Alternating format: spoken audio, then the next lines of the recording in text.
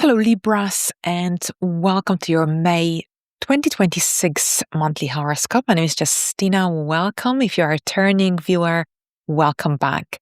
So here today, I'm going to tell you about the most important events happening in May, and I'll tell you how they will influence your ascendant sign, also called the rising sign. On a deeper level, I follow Western astrology tropical zodiac, and here you can also watch this horoscope for your moon sign or your sun sign if you wish, just to get a bigger picture and a wider perspective upon your life. So welcome. All right, so we start with a full moon in Scorpio happening on the very first of the month.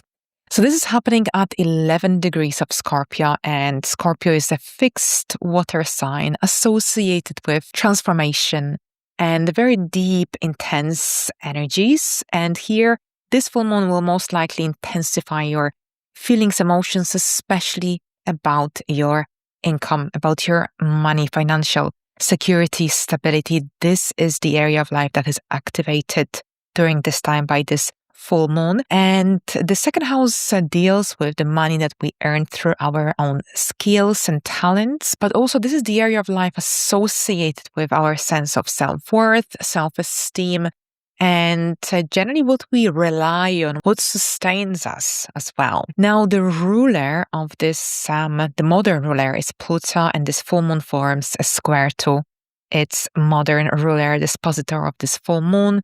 So here, squares indicate tension. And full moons are connected to culminations, turning points. They bring up to the surface something that has been already unfolding for quite some time. So here, this full moon brings something here to culmination in regards to your money situation, your income, your relationship with money overall. And this could be as little as a financial realization you might have around this time. Maybe because the full moon, of course, the sun at this point is in Taurus in your 8th house. This could be also connected to a realization about balance and out of balance, especially balance between giving and receiving in your life. And at the same time, you might also realize that perhaps you're holding on too tightly to something that's costing you far too much, far more that you can afford. So overall, as you can see, this full moon is intense, and it might force you to deal with a situation, matter that perhaps is uncomfortable but necessary to deal with. Now, at the same time, of course, with the square to Pluto in your 5th house, and squares bring tension and an obstacle, you might realize, because the 5th house is about your creativity, your romance, the romantic side of your life, self-expression. So with this square, you might realize that something that perhaps you're investing your energy in, your efforts, your time or money, is not giving back equally, and perhaps something needs to change. See what's draining your energies, what's sustainable. Maybe this is also connected to your something to do with your children, your parenting style, your romantic situation. Now, on the same day, we also have Mercury and Chiron conjunction happening at 27 degrees of Aries. Aries, fire cardinal sign. That's your 7th house of relationships, unions, contracts you have with other people. So Mercury is connected to communication and our mindset, our thinking processes, while Chiron is associated with wounds, often connected to vulnerability or insecurities. So this conjunction directly impacts your relationships, one-to-one dynamics, and perhaps it could bring some realizations, revelations through conversations you might have with people who are close to your heart. Maybe during this time you might realize anything that's out of sync or any imbalances in these one-to-one dynamics. So this will depend on your circumstances. But on May the 3rd, Mercury moves into Taurus for about 2 weeks. That's your 8th house. The 8th house is highly active in May because we also have Mars and moving here, of course, Mercury, and now Uranus is out of this area of your life. So generally, wherever Mercury transits, whatever area of life it transits in our birth chart, this is the area that's activated. This is where our mental energy, our mental focus shifts towards on a slightly deeper level for you because it's the 8th house. The 8th house deals with deep energies, deep emotions, feelings, emotional, financial entanglement, anything to do with shared and joint resources, trust, vulnerabilities. So this energy would be good for dealing with any financial matters, investments, budgeting, maybe anything to do with any debts or loans, for reviewing, perhaps any financial loans you may have. Maybe you'll be dealing with a mortgage application. This energy, this sort of energy, Mercury in the 8th house, also helps you to deal with matters of a complex essence. You are able to dig deep. Good time for researching, getting to the bottom of anything that's been on your mind. Now, here on the 6th, Pluto turns retrograde in Aquarius at 5 degrees. So whenever a planet turns retrograde, this is when its energy is expressed internally rather than externally. So this is a few months of a deep, slow retrograde, which happens every year, of course. But here, Pluto is a slow-moving planet, very, very deep and profound. So this is activating your 5th house. This is a very deep reassessment of your creative side of life, of your creative direction, if you will, of your romantic side of your life, of any dynamics within your romantic relationship. This is also about realizing what truly brings you that sense of fulfillment, that sense of joy. So you might start to see some things differently in your life from a different angle, even if nothing changes on the outside externally, because the energies are very internal. Once Pluto stations direct, this is when you will begin to notice these changes on the outside externally speaking.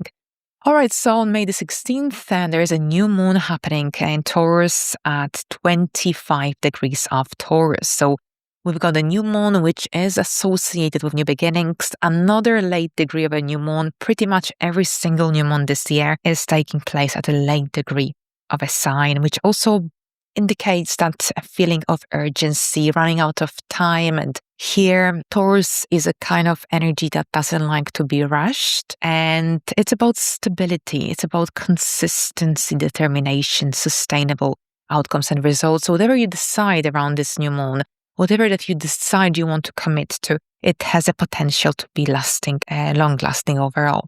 So this is your 8th house as well. So this is a deep reset in many ways, transformation. The 8th house transits, lunations also help you bring more spark into an area of life that lost its spark and purpose. And here, after the intensity you may have experienced during the full moon in Scorpio at the very beginning of the month, this energy could feel much different. And at the same time, it could see you redefining any financial agreements you may have with other people, with institutions. This could also see you evaluating and thinking deeply in terms of what is it that you want to invest your time, money, or energy into. And at the same time, remember, Taurus is about stability. It's not about intensity. So you are moving away from those emotional extremes towards something more grounded at this time. And here on the 18th, Mars enters Taurus as well. So you will see that Mars will cross the degrees that were activated since April, because in April, of course, we had that Venus and Uranus conjunction at 29 degrees of Taurus on the 24th of April. Then we had also the new moon at 11 in Scorpio, opposing sign at 11 degrees. And Mercury would have activated this area of your life at the new moon. So Mars will now cross all these degrees. And Mars is about dynamic and forward-moving energy. But bear in mind that Mars in Taurus doesn't or shouldn't rush, because it's about sustainable energy. And it's still action-oriented, but not in a really rushed way, because Taurus doesn't like to be rushed, as I already mentioned earlier. But at the same time, anything that's too rushed might feel like it's creating frustration, because you're not seeing immediate results. It's not about nothing immediate overall, but this energy brings a lot of courage, assertion, determination. It could help you to confront anything of a complex nature, financial situations, decisions you've been wanting to make. This energy also could help you to take control of your life, control of a certain situation in your life as well. And at the same time here, the issues of boundaries comes into light. So if this is something that you've struggled with, Mars here can help you at least bring more awareness in this regard. But at the same time, this kind of energy also brings more confidence and a greater ability to set these boundaries. Now, yes, and the reason for that is because with Mars in Taurus in the 8th house, so you become more aware of what's working and what isn't. This kind of detective energy is activated during this time, but combined with courage, determination, and the grounded energy of Taurus. Now, on the 19th, Venus, the planet of beauty, love, relationships, enters your 10th house. So wherever Venus transits in our chart, it brings that charming and harmonious vibe. And for you specifically, this will be happening in your 10th house. So a really positive energy that brings a lot of supportive, harmonizing energy into your public life, career life. And it could generally help you with more visibility and more positive feedback as well, more appreciation for your hard work. Opportunities may come through others, especially female, feminine energy here with Venus being influenced. And this could bring some interesting opportunities, maybe even connections in your professional life as well. So it seems like you are shifting away from those deep, deep energies of Taurus at this point and moving into something lighter. All right, so on the 21st, we start Gemini season. So the sun moves into Gemini, and this is your 9th house. So here, Gemini, at this point, you've got Uranus here as well, Mercury, of course. And these energies are generally, they could make you feel more adventurous. They could really stimulate you to book a foreign trip, to travel, or perhaps to engage in activities that can help you to broaden your horizons, that can help you to broaden your wisdom as well. So this sort of energy here, the sun, brings more, generally more visibility, more energy, more eagerness to explore new horizons, to travel, to engage in something that can help you to thrive, to grow as well. So this could bring some new ideas, sudden opportunities, maybe even some changes in your perspectives, in your life philosophy, in your belief system. So here, overall, what's happening also on the 22nd, we've got the Sun and Uranus conjunction happening in the sign of Gemini at 1 degree. So this is quite interesting because this is the very first conjunction between the Sun and Uranus this year in the sign of Gemini. And it could bring some sudden opportunities here for you, maybe even sudden need to travel, to free yourself from what doesn't serve you, doesn't align with you. Maybe your worldviews are shifting. Maybe you're craving a very different, very unusual, original, unique trip away. Maybe the time has come for you to have your the trip of your life. But overall here, this could be a time of some even sudden need for a change of direction or in direction. This could be also connected to some shift regarding your path, the direction that you're heading overall. And generally, this is a day to just go with flow. Opportunities may come your way, but this is connected to freedom, and this is connected to spreading your wings, exploring something new. It's connected to adventurous energies as well. Now we end the month with a full moon happening in the sign of Sagittarius, and this is happening in your 3rd house. So here, the Sagittarius full moon at 9 degrees of Sagittarius, so still the area of Sagittarius, the very first 10 degrees that's ruled by Sagittarius energy. So very strong Sagittarian energy that is generally full moons bring culminations, turning points, very strong realization. So with this full moon could bring the much needed clarity, mental clarity you've been waiting for.